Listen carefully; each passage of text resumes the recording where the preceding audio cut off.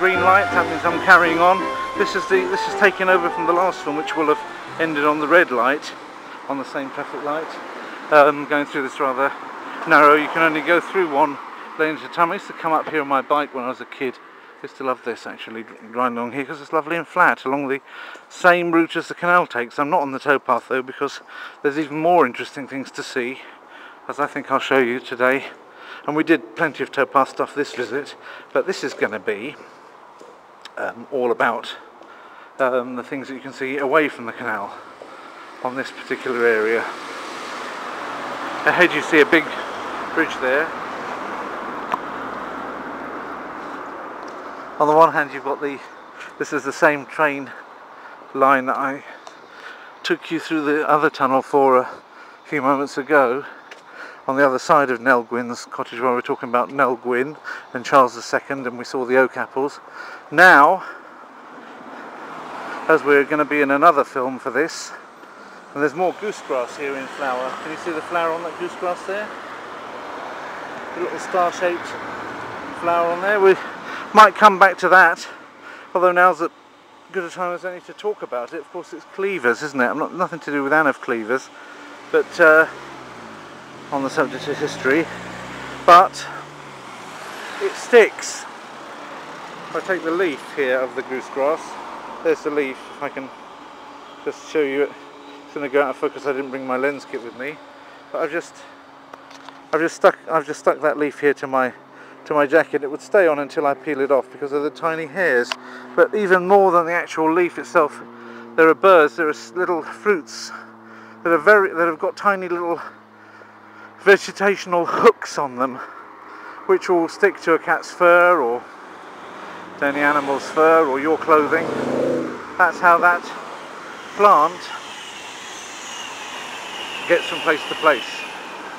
And it's a kind of bedstraw. The bedstraws are so called because they were put in beds to make the linen fresh, to give a fresh smell to the linen. That's in the bedstraw family. The people wouldn't put goosegrass in the linen, but there's another one called Gallium odoratum, which is called Waldmeister in German and used in sherbet flavouring or drinks flavouring, and also in Maibowle, which is a German Maytime drink. And just at this point in time, when we've got the lovely fresh, again it's the same kind of star-shaped flower, little white star-shaped flower, similar looking leaf to goosegrass, but not the same climbing effort. You could get smaller level. You could find it in that sort of area, but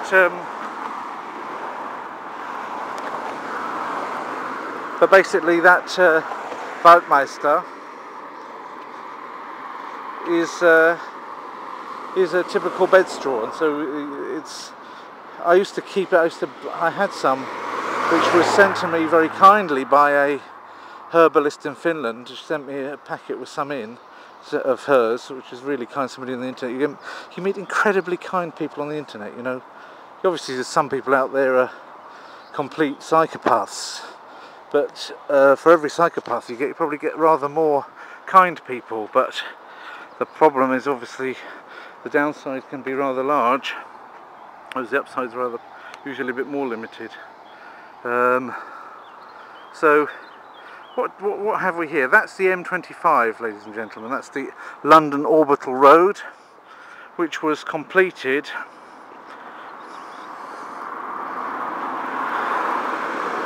after I was already at university. We're talking about during I think it was most of the work done on it during the 1980s. I think by the time of the 1990s this was already done, so sometime in the 1980s that was completed.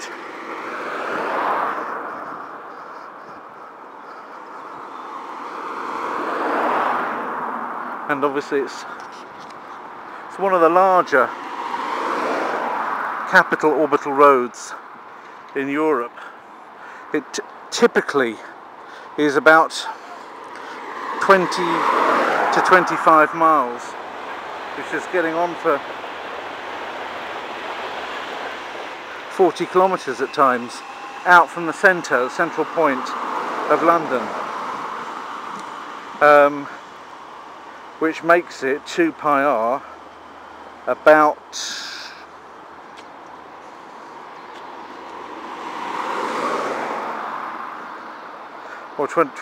25 times 6 is 150, isn't it? But I think it's about 130 miles, which is still over 200 kilometers long.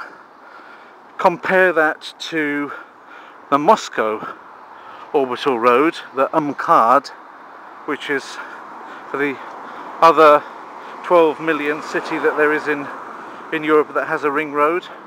That only goes out between 15 and 19 miles out, rather than between 20 and 25 miles out from the centre of Moscow. So this is probably one of the largest single ring roads. Boulevard Périphérique in Paris is also closer to the centre of Paris, but then Paris only has 5 million. Berlin has about 5 million people. The ring road is very spacious for historical reasons.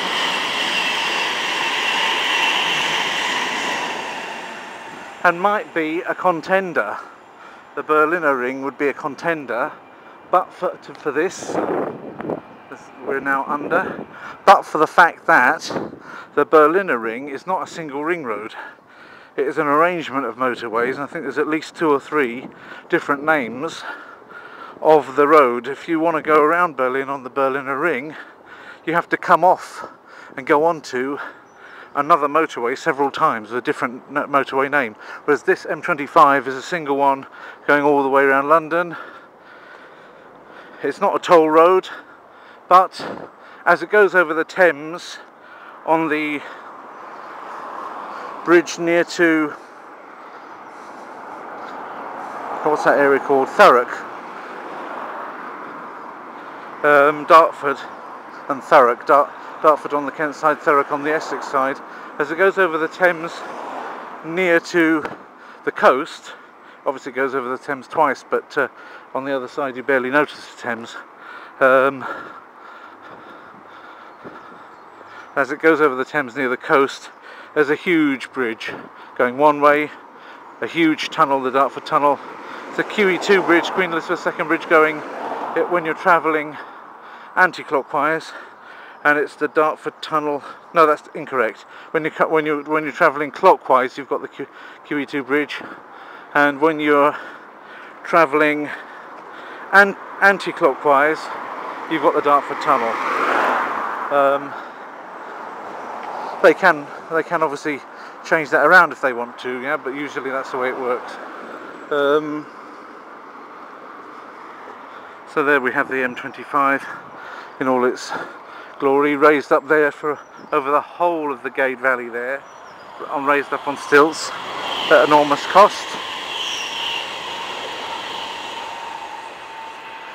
Perhaps, I don't know which side of the road to be on really. Maybe let's take this side. There wasn't any path there, but now there is.